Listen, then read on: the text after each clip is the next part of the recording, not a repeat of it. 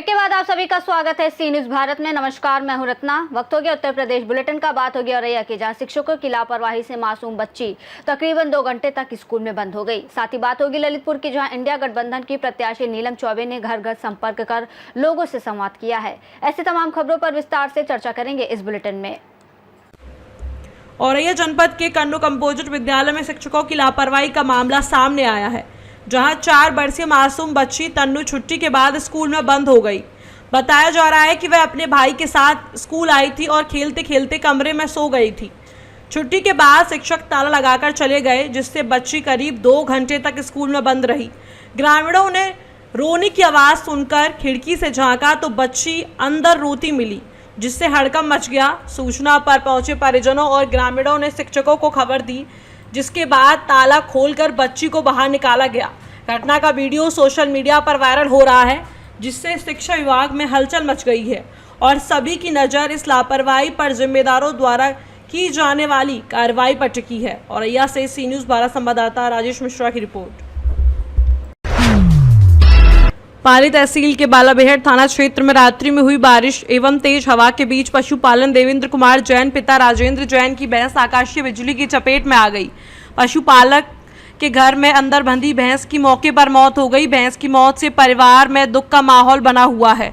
पशुपालन देवेंद्र कुमार जैन ने बताया कि तेज गर्जना के साथ बिजली गिरने की आवाज़ सुनाई दी, तब उठकर देखा तो भैंस मृत अवस्था में पड़ी हुई थी।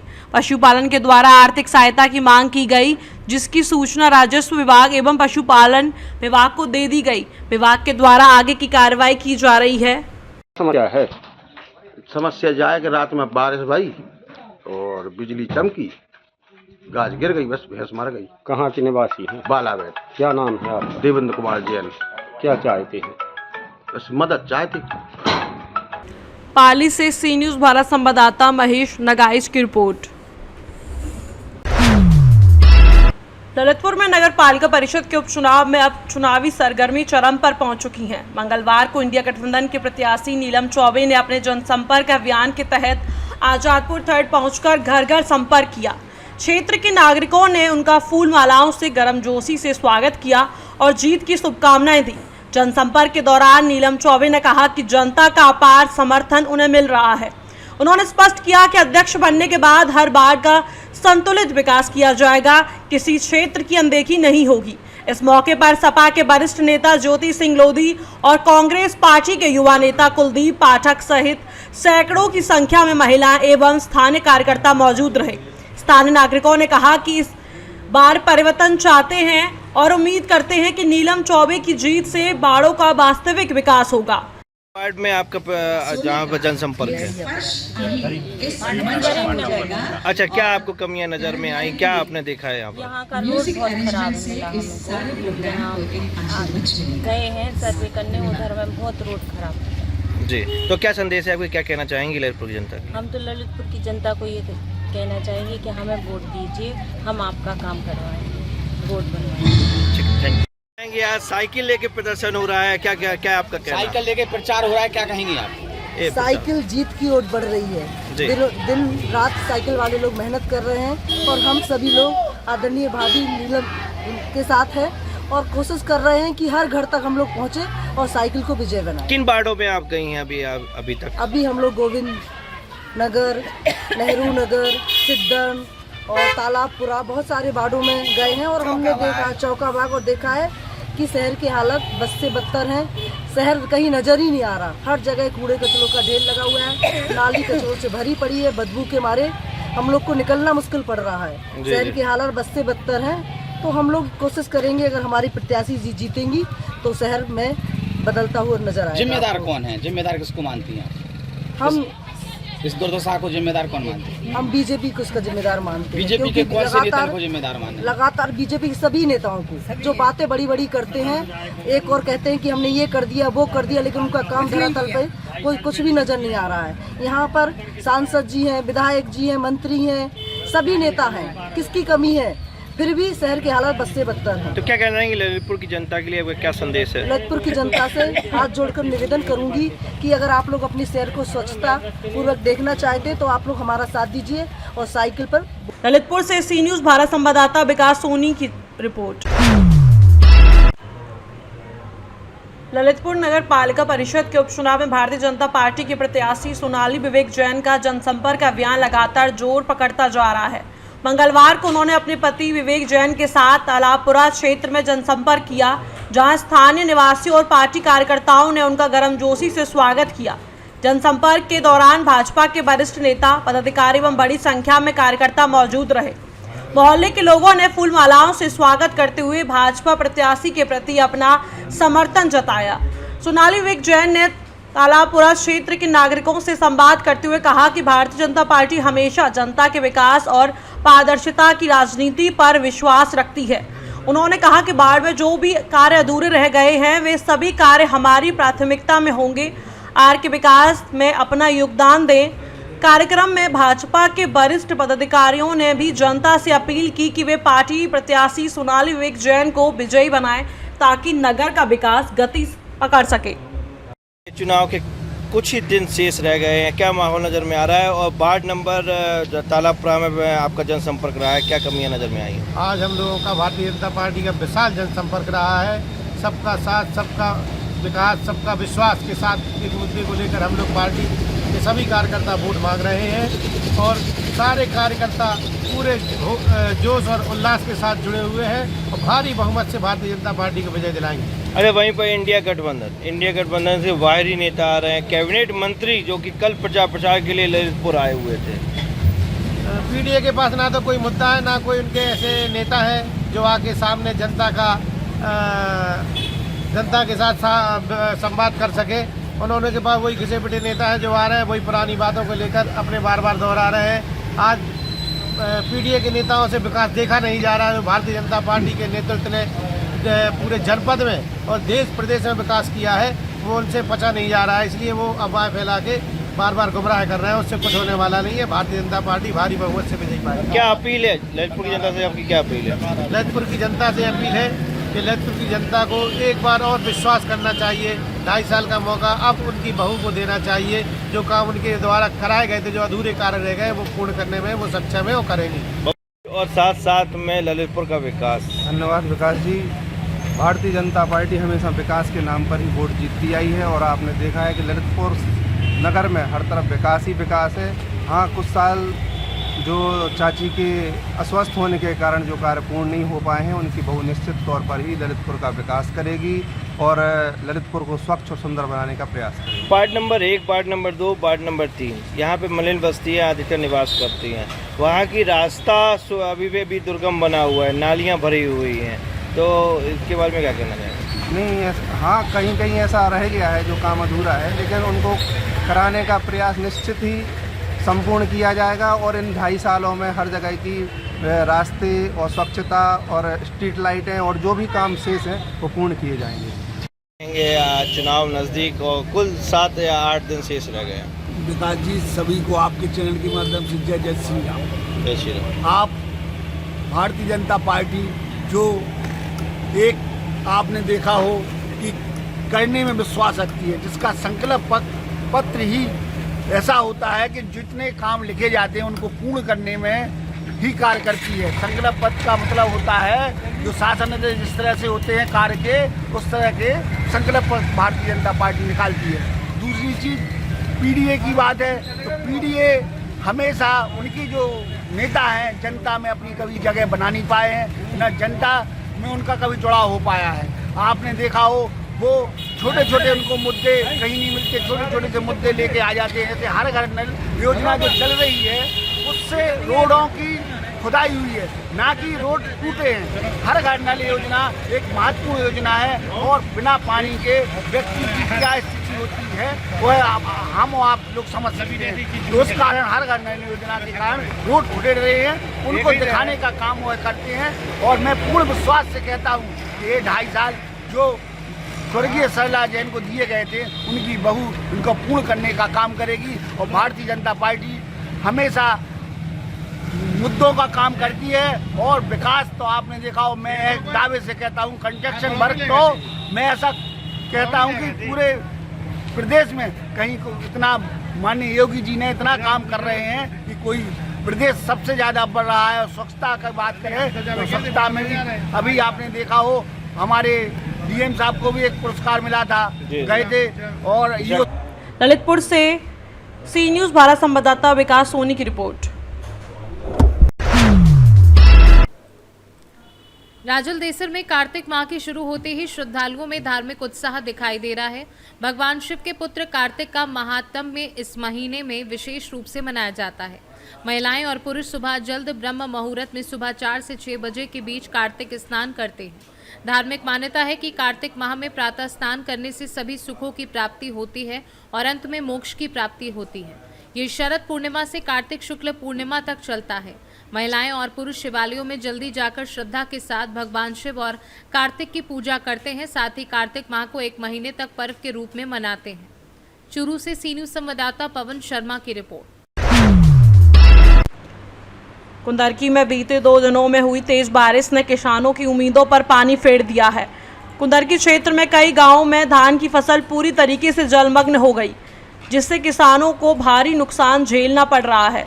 खेतों में पानी भर जाने से धान की बाली गलने लगी है। किसानों का कहना है कि उन्होंने धान की फसल में काफ़ी मेहनत और खर्च किया है, लेकिन अब सारा परिश्रम बर्बाद होता नजर आ रहा है। स्थानीय लोगों ने प्रशासन से गुहार लगाई है कि क्षति का सर्वे कराकर प्रभावित किसानों को आर्थिक सहायता दी जाए।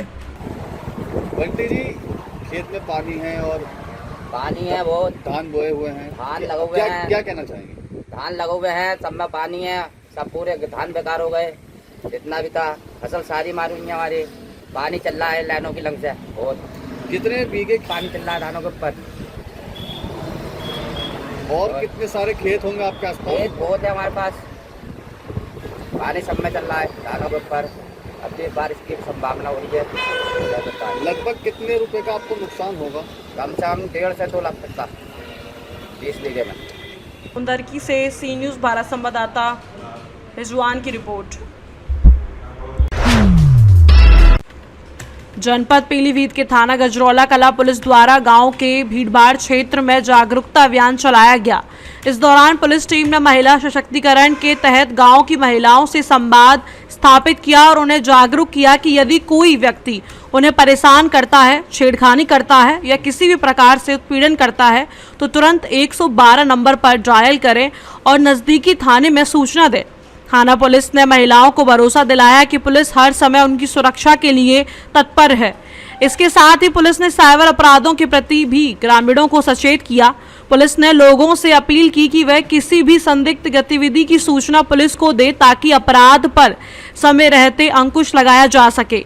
थाना प्रभारी गजरौला कला ब्रजबीर सिंह के नेतृत्व में चलाए गए इस अभियान का उद्देश्य महिलाओं को आत्मनिर्भर, जागरूक और सुरक्षित बनाना है। पीलीभीत से सी न्यूज़ भारत संवाददाता हैदर खान की रिपोर्ट।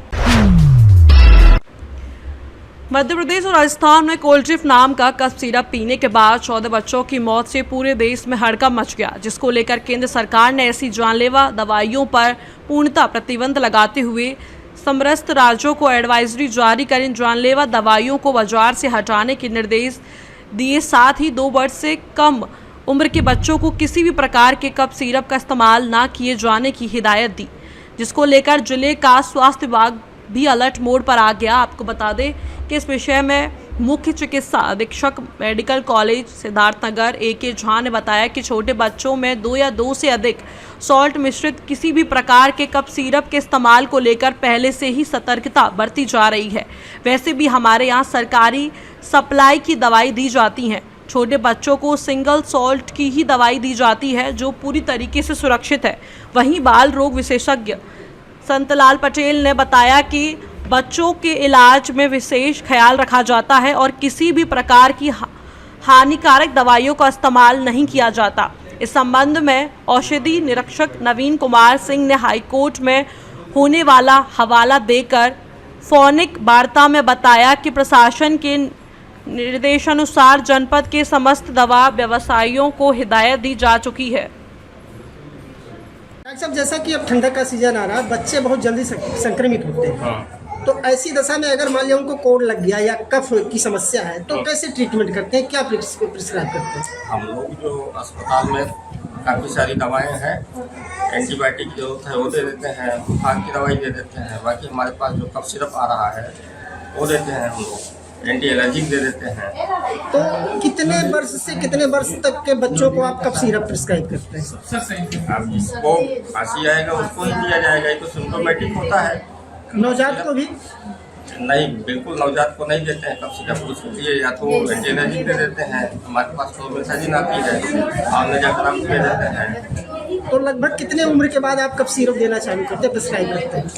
कफ सिरप तो 6 महीने के बाद जो है देते हैं, लेकिन खांसी में मतलब ये भी करता है जो आपका एंटी एलर्जिक होता है। जनरली एलर्जिक है खांसी आजकल जो आ रही है, कोल्ड एलर्जी की वजह से, मौसम चेंज होने की वजह से हो रहा है, तो उसमें एंटी एलर्जी का रोल ज़्यादा है, हम लोग को सब ज़्यादा प्रिस्क्राइब करते हैं। यानी जो गवर्नमेंट की सप्लाई कफ सिरप है शिशुओं के लिए, आप वो प्रिस्क्राइब करते हैं और उससे ट्रीटमेंट करते हैं? जी, फायदा होता है। फायदा होता है। अभी जो कुछ बच्चे मरे हैं कफ सिरप पीने से, एक मामला आया है, तो विशेषज्ञों की बात माने तो कफ सिरप जो है छोटे बच्चों के लिए हार्मफुल होता है, तो फिर नहीं तो हम वो वाला कफ सिरप बहुत छोटे बच्चों को नहीं देते ना, एंटी एलर्जिक सिरप देते हैं। एंटी एलर्जिक सिरप जैसे आता है तो मेसाजिन करके आता है, वो कफ सिरप उसमें कुछ नहीं मिला हुआ, एंटी एलर्जिक की चीज़ वो ज़्यादा प्रिस्क्राइब करता है। आपका क्या नाम है और पद क्या है? मेरा मुजीबुल्ला नाम है, दवा विक्रेता समिति सिद्धार्थनगर का मैं नगर का महासचिव। अभी कोल्ड कफ सिरप पीने से 14 बच्चों की मौत की सूचना आई है मध्य प्रदेश और राजस्थान में, जिसको लेकर केंद्र सरकार ने कफ सिरप को बैन किया है, जिसमें कुछ तरह के साल्ट हुआ करते। तो क्या ऐसा निर्देश आप लोगों के पास है?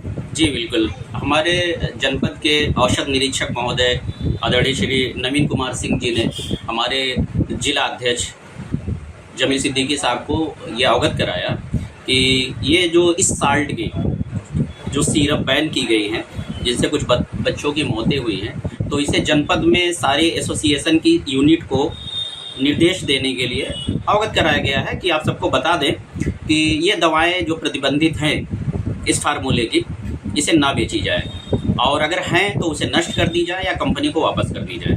आपको क्या लगता है कि मार्केट में उस तरह के सिरप जिससे बच्चों की डेथ हुई है, कितनी उपलब्धता होगी हमारे सिद्धार्थनगर जनपद में? वैसे तो जैसे ही ड्रग इंस्पेक्टर महोदय ने बताया है, तो सबसे वार्तालाप किया गया है जिलाध्यक्ष जी के निर्देश पे, तो अभी तक तो किसी के पास इसकी उपलब्धता नहीं है। यहाँ नहीं बेची जा रही कोल्ड्रिम नाम की जो भी सिरप है, वो किसी के पास उपलब्ध नहीं है, लेकिन फिर भी जिलाध्यक्ष जी के निर्देश में यह सबको बताया गया है कि अगर हैं तो उसे कंपनी को वापस कर दें, नहीं है तो उसे नष्ट कर दें। लिहाजा सरकार के इस मुहिम में साथ दें और किसी तरीके का ये खरीद और फरोख्त ना की जाए, खरीदी बिक्री ना की जाए। चूँकि आदरणीय जिलाध्यक्ष जी बाहर हैं सीतापुर में कार्य समिति की बैठक में, तो वो आते हैं तो हम इस पर एक मीटिंग करके सारे जनपद के सभी दवा व्यापारियों से एक मशवरा करके ये निर्देश एक बार फिर जारी किया जाएगा कि कोई भी इस दवा को ना बेचे जो प्रतिबंधित दवाएं हैं, और भारत सरकार की इस मुहिम में सहयोग करें। डॉक्टर साहब, कफ सिरप पीने से कुल 14 बच्चों की मौत हुई है राजस्थान और मध्य प्रदेश में, जिसको लेकर सरकार ने ऐसे कफ सिरपों को बैन कर दिया है। तो आखिर क्या मतलब ऐसे कफ सिरप बच्चों के लिए कितने हार्मफुल हैं?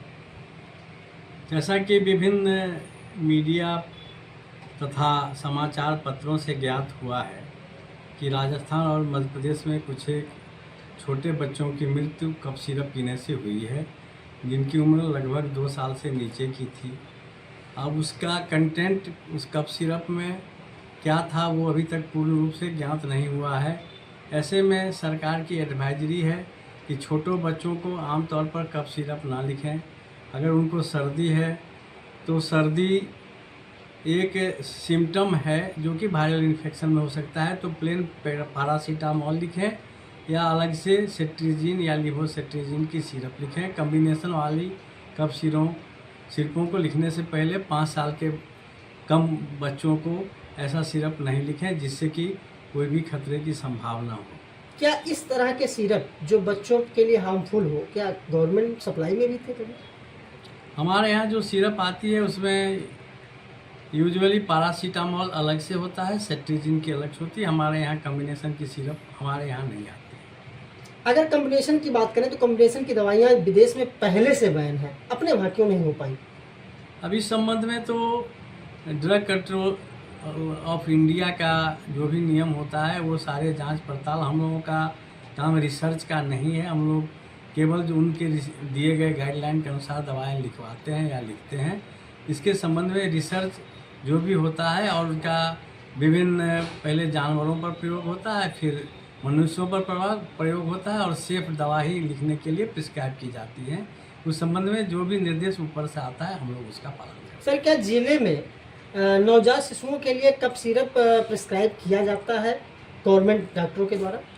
नवजात शिशुओं के लिए जो यूजुअली कफ सिरप का कोई रोल नहीं होता है नवजात शिशुओं में, तो इसलिए हमारे अस्पताल में नवजात शिशुओं के लिए तो कोई कफ सिरप नहीं होता है और जो एडमिट मरीज हैं उन्हें तो कोई ओरल दवा दी ही। सिद्धार्थ नगर से सी न्यूज़ भारत संवाददाता धर्मेंद्र कुमार की रिपोर्ट। इस बुलेटिन में फिलहाल इतना ही। देश और दुनिया की तमाम बड़ी खबरों के लिए देखते रहिए सी न्यूज़ भारत।